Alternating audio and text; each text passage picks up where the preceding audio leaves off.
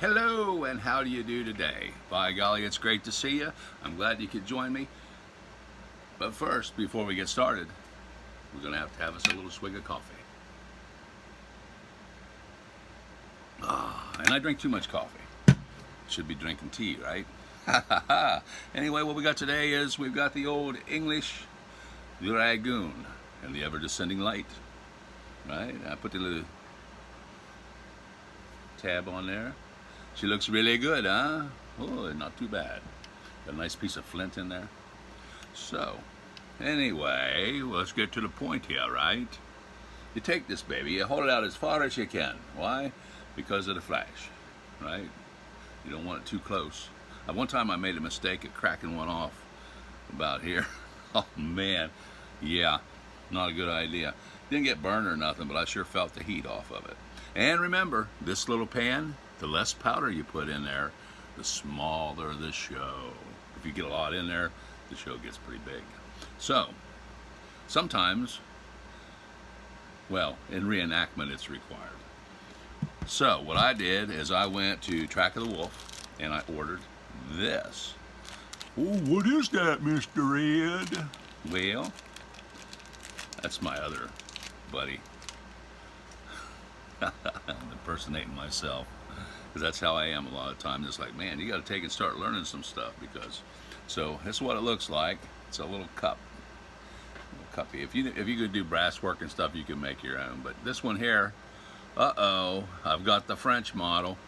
I'm going to take this little Frenchy floor, whatever that thing is they make, and I'm going to. I see you.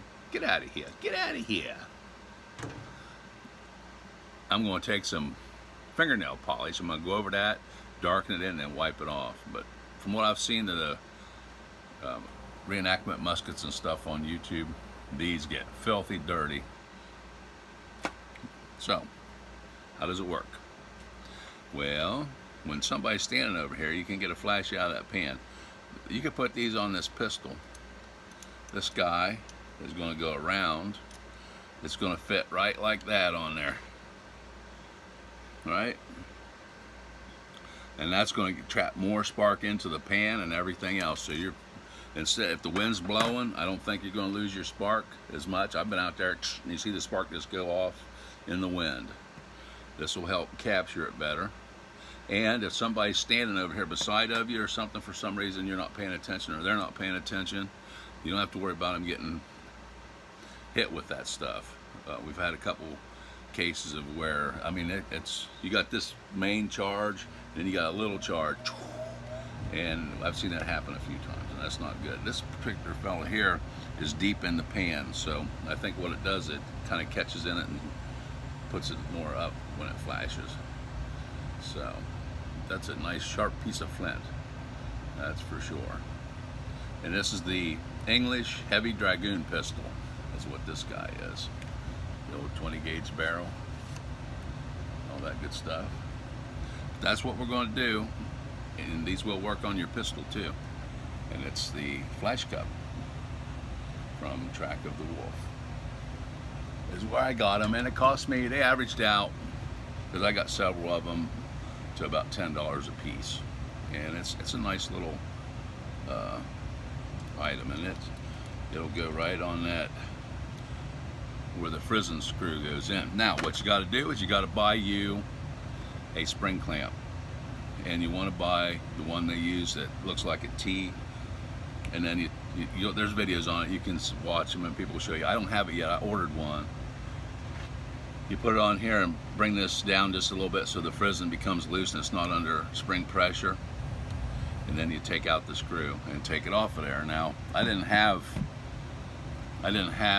any spring compressor, but I've seen where people talked, and I knew pliers is a bad idea because I've wrecked some stuff with pliers before, but somebody said, oh, you could use a little pair of hand vices to put on there and compress it. And so I thought, well, yeah, it sounds like you could, because you can adjust them. They got the screw in and they're adjustable and you only go so tight. But I've seen a video, and there's a guy, he's a blacksmith and everything, and he does most of his work repairing springs, and he says it's because people use pliers and they use vice grips and stuff on the springs to take their locks apart. So, and apparently, well, it's polished, so it slides and lets that frism pop open and closed. If you put a scratch in it or something, it might start making it hang up or whatever.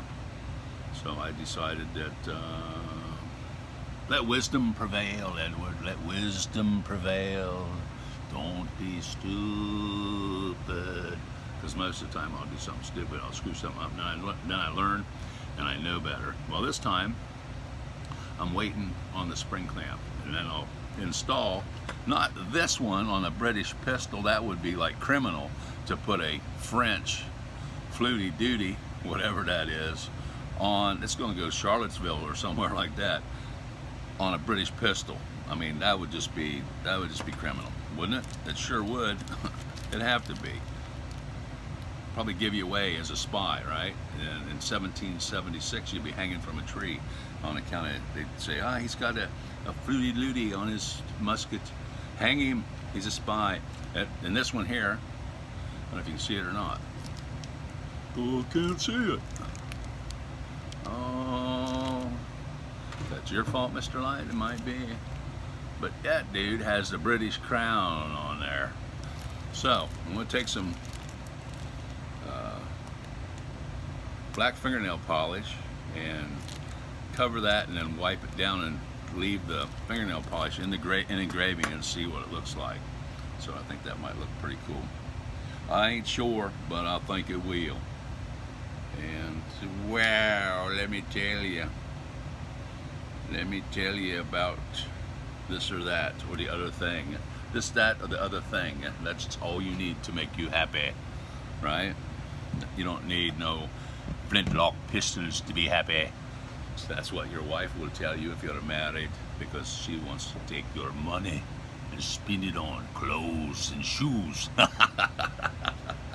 All right, everybody, have a great day, and it's nice talking with you. I hope you're having a nice, refreshing beverage and enjoying your day as much as I am enjoying mine. That's for